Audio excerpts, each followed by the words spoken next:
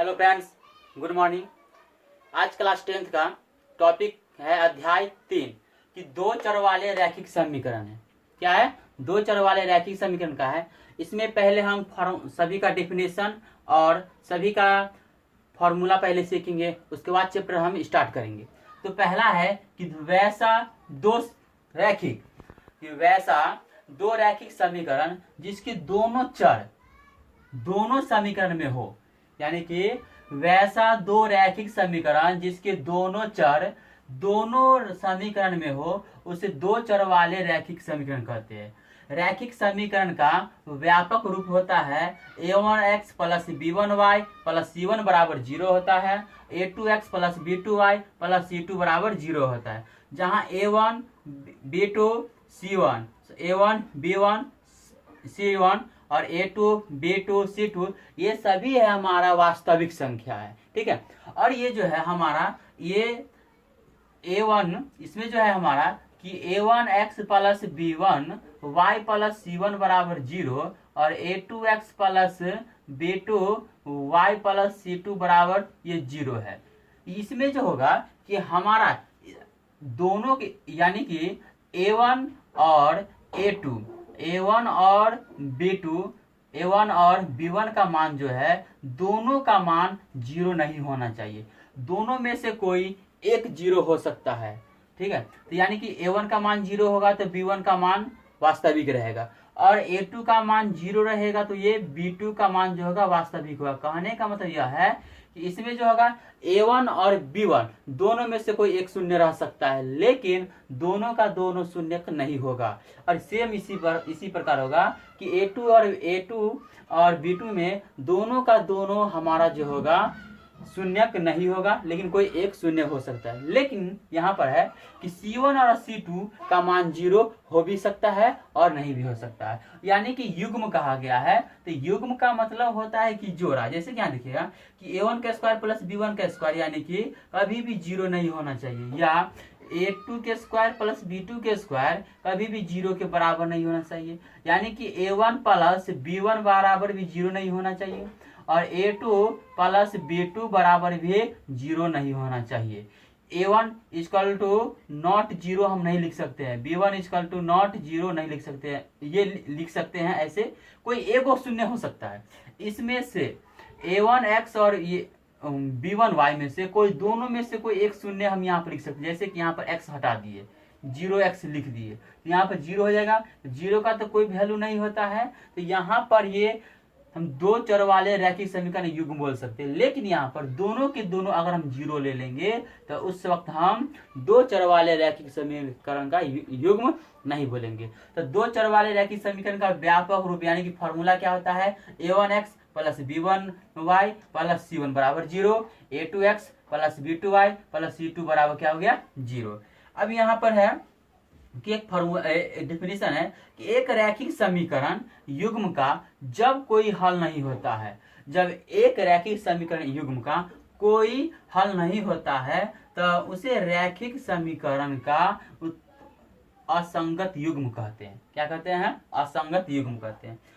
एक रैखिक समीकरण युग्म का जब कोई हल होता है तो उसे रैखिक समीकरण का संगत हल हम बोलेंगे। यानी कि एक रैखिक समीकरण युग्म का जब कोई हल नहीं होता है तो उसे असंगत बोलेंगे, और जब कोई हल हो तो उसे क्या कहेंगे? हम लोग संगत कहेंगे। ये आपको याद रखना पड़ेगा, क्योंकि जब हम सवाल बनाएंगे तो उसमें इसका यूज होगा। अब यह है कि इसमें जो देखेंगे हम लोग कि समीकरण के युग्मों का कि शून्य की संख्या ज्ञात करने का तरीका हम लोग सीखते हैं।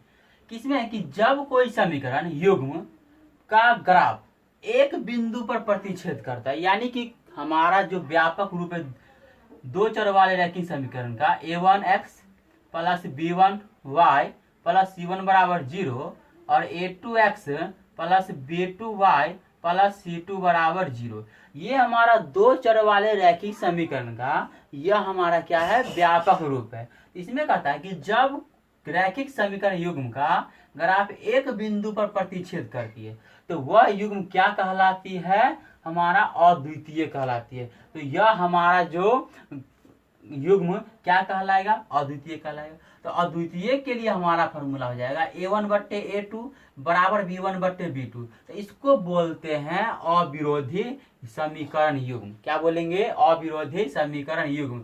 जब A1/A2 बराबर नहीं है B1/B2, इनका जो होगा अविरोधी युग्म समीकरण कहलाएगा। और इसका क्या हल होगा, अद्वितीय हल होगा। कौन सा हल होगा, अद्वितीय हल होगा। जैसे कि ग्राफ में देखिएगा कि ये हमारा कोई ग्राफ है, ये हमारा हो गया एक्स अक्ष, ये हमारा वाई अक्ष हो गया। ये हमारा कोई एक रेखा ये हो गया और एक रेखा ये हो गया। ये हमारा जो एक बिंदु पर काटा, कितने बिंदु पर काटा, एक बिंदु पर, यही हमारा कहलाएगा अद्वितीय हल। तो इसमें हल की संख्या कितनी हो जाएगी, तो हमारा हलों की संख्या हो जाएगी एक हो जाएगी, इसमें एक हो जाएगी। और इसको हम क्या कहेंगे, अद्वितीय हल कहेंगे। अब ये दूसरा है कि जब रैखिक समीकरण युग्म का ग्राफ समांतर रेखा में होगी, कौन सी रेखा में, ये समांतर रेखा में होती है, तो समीकरण का युग्म का कोई हल नहीं होगा। जैसे कि व्यापक रूप में फॉर्मूला का A1/A2 बराबर B1/B2 बराबर नहीं है C1/C2 को, इसे हम लोग असंगत समीकरण युग्म भी कहते हैं। जैसे कि ग्राफ में देखिएगा कि ये हमारा कोई ग्राफ है, ये एक्स अक्ष हो गया, ये वाई अक्ष हो गया, बोला है समांतर। जैसे कि ये रेखा हो गया हमारा एक और एक ये रेखा हो गया, दोनों हमारा क्या हो गया, समांतर हो गया था। तो इस स्थिति में जो होता है इसका कोई हल नहीं होगा। क्या होगा, इसका कोई हल नहीं होगा। और यह कौन सा समीकरण युग्म कहलाएगा, तो असंगत समीकरण युग्म कहलाएगा। जब कह देगा कि अगर A1/A2 बराबर नहीं है A1/A2 बराबर है B1/B2 बराबर नहीं है C1/C2, तो यह युग्म कौन सा कहलाता है, असंगत समीकरण युग्म कहलाता है। इसमें हल की संख्या कितना होगा, इसमें कोई भी हल नहीं होगा। और यह कैसी रेखाएं कहलाएगी, तो ये समांतर रेखाएं कहलाएगी। कैसी रेखा कहलाएगी, तो यह समांतर रेखाएं कहलाएगी।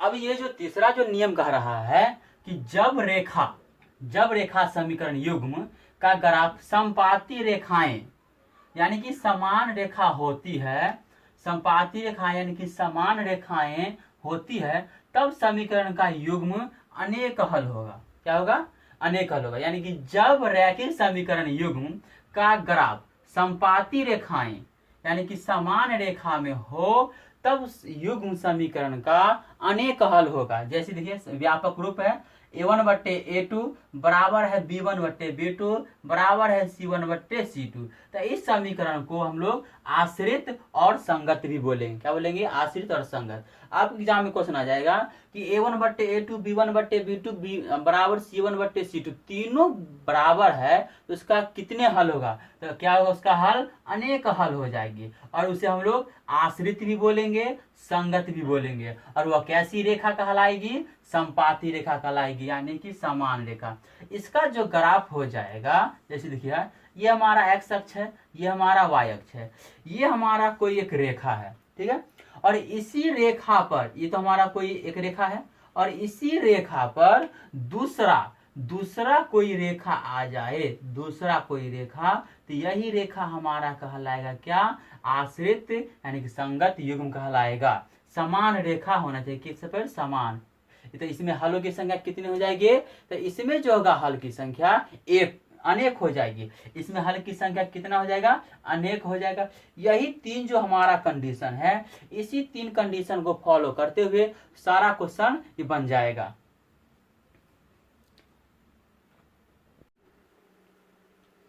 अब जो है यहाँ पर दे दी कि A1x और B1y प्लस C1 बराबर 0, A2x plus B2y plus C2 बराबर 0 दे दिए। अब इसका जो है अनुपातों की तुलना और ग्राफीय निरूपण और बीज गणितीय निरूपण, यानी कि सभी नियम जो पीछे बताए हैं उन सभी वीडियो, सभी टॉपिक का इसमें निचोड़ है। अब ध्यान दिया कि जब A1/A2 बराबर नहीं होगा B1/B2, तो वह प्रतिच्छेदी करते हुए रेखा होगा। और वह कैसा युग्म होगा, तो अविरोधी होगा और संगत भी होगा। उसमें हल की संख्या कितने होगा, केवल एक होगा और वह अद्वितीय भी होगा। और a1/a2 बराबर b1/b2 बराबर c1/c2 तीनों बराबर हो तो वह संपाती रेखा होगा और आश्रित और संगत भी होगा। संपाती रेखा होगा और आश्रित और संगत भी होगा और उसमें हल की संख्या होगा अनेक, यानी कि अपरिमित रूप से अनेक हल हो सकते हैं।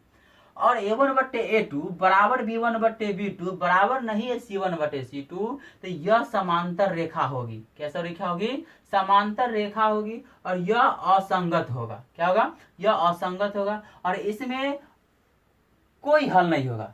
इस युग में कोई भी हल नहीं होगा। यही हमने एक पाई चार्ट तैयार कर दिया है। इस पाई चार्ट से आपका पूरा का पूरा इस दो चर वाले रैखिक समीकरण का इस पाई चार्ट से और जो टॉपिक बताए हैं उससे पूरे के पूरे आपका डाउट क्लियर हो जाएगा। और इस पाई चार्ट में इस अगर याद हो गया तो आपको पूरे के पूरे यह चैप्टर ही दो चर वाले रैखिक समीकरण खत्म हो जाएगा।